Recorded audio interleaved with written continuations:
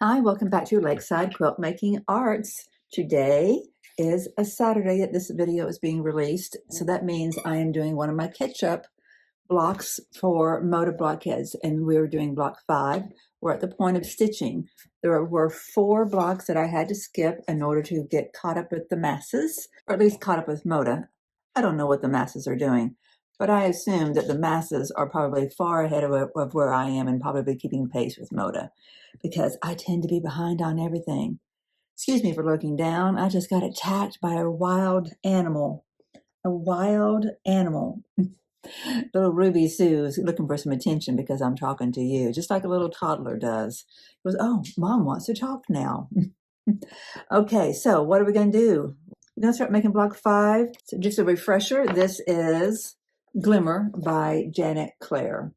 And we picked out our colors, picked out our fabrics last time and got them cut.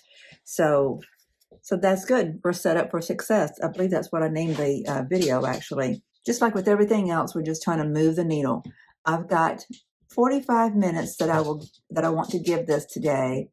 And after that, I want to jump ship back to doing the log cabins for Pick a Petal. The new video came out with Barbara Black for the quilt show telling us about the applique.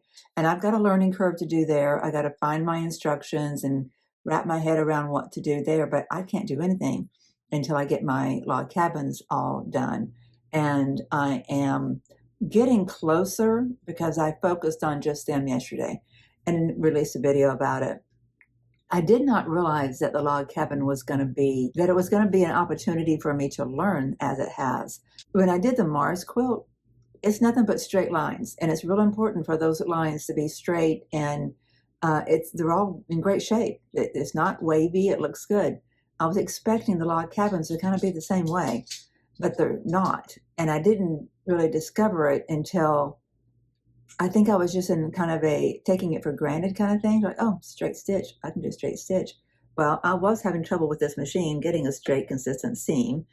And I had to learn that. So that forced me to get my manual down, download it and print it out and find it. And I'm doing much better now. But I don't think it was just the straight seam that was the culprit. I think also what was going on is that I had some mishaps in my cutting because I stacked too deeply and was cutting out too many layers at one time. It was a lot of cutting. So I was trying to figure out ways to not make myself have to stand there for an entire day. And it still took a little while. I don't know how long it took because it's been a little while ago that I did that. So this quilt, even though this quilt block, the log cabin block, has been a teacher for me. It's taught me some things, to not take anything, even the simple blocks, for granted. So I am in the process of getting the last 13 done. I think I may only be working on 12 actively. I used up all of the center squares that I had and assumed it was 13. So either one fell off the board at some point or I was shy a 13th center square. Whatever, I'll figure that out. But I want to get back to it because I want to be able to apply what's being taught right now for the applique.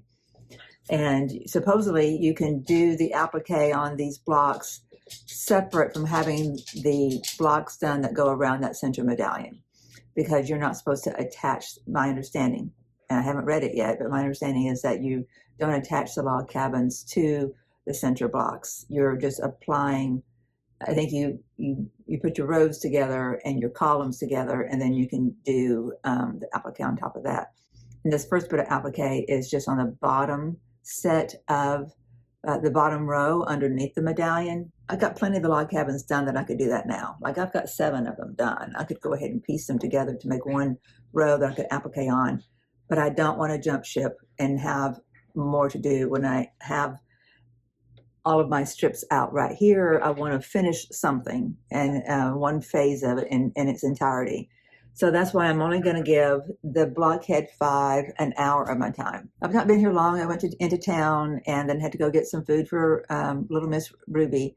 Every once in a while I want to call her Rosie. I don't know. I guess it's because Ruby and Sue having an S in there. But so if you hear me call her Rosie, number 1, correct me. And number 2, know who I'm talking about. Okay, my friends, I'm going to get busy. I haven't even read my instructions yet, so I better get with it. As per usual, rinse and repeat. We're making flying geese. I almost deprived you of the best sound in the world.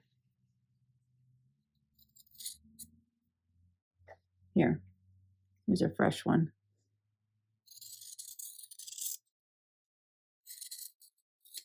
Don't know why that brings me joy, but it does. I have 2 sets of flying geese practically done. This is the BC set. All 4 have been trimmed, pressed and trimmed. And now I need to go press and trim these 4, and that will turn into these pieces. Then I just add them to my squares for rows, and I have to make that yet. I haven't made that. That is pretty simple to make. I only have 17 minutes left of my hour, so we probably won't get done today, and that's fine. I'm not going to push it because I want to do what I said I was going to do. I want to get back to the log cabins. But I will say I will give myself 5 more minutes because I took a phone call in this past 45 minutes. I'm giving myself a full hour is what I'm giving myself. Okay, I've got my B and C flying geese, and I got my D and E flying geese. And they go together with, so what, this goes in the middle. This will get dog-eared on all the way around, or snowballed, however you want to put that, with this. Okay, so we can, why don't we do that so we can see kind of what it will look like, because we're out of time for today. We'll have to finish next Saturday, and that's okay. It's okay. We're making progress. We're moving the needle every chance we get, and every little bit adds up. Okay, it's not wanting to stay, but we can see enough of it. This is going to go in the middle. This gets, oh, these are our corners. Our A's go in the corner. How does this go? It goes like that. And then this will go, I believe we had it like that. Yeah, I'm going to take my, yep. That. And that with this, oops. Did I cut this the right size? I feel like I mixed and matched between the 12-inch block and the 6-inch block. Is that what I did? Surely I didn't do that. I'm perfectly capable of doing that though. Unless this grows.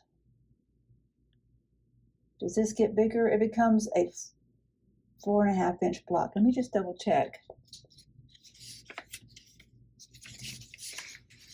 Where are my notes? Okay, F is supposed to be a 4.5-inch square. No, that's not F. 1 4.5-inch square. Yep, I mix and matched between the 6-inch block and the 12-inch blocks. Yippee, I get to go back to the cutting board next week. Maybe, since I got some of the 6-inch cut out already and I've got some of the 12-inch cut out, maybe what I do is I make 2 blocks. Can't believe I did that and didn't catch it until now. I could also try to figure out how to use this, how to grow these blocks to the size that this is supposed to be.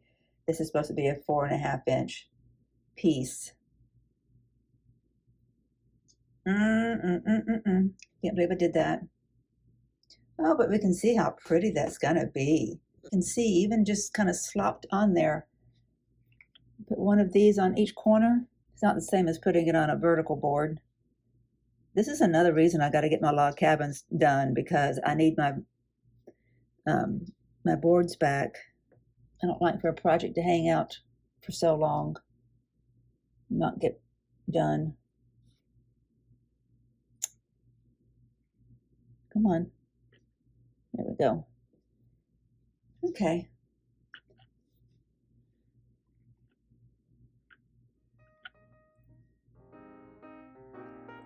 Yeah. I'm glad I wasn't trying to get done today. That's going to be pretty. I hope you're enjoying your day, enjoying your stitching. We'll see you tomorrow. Bye-bye.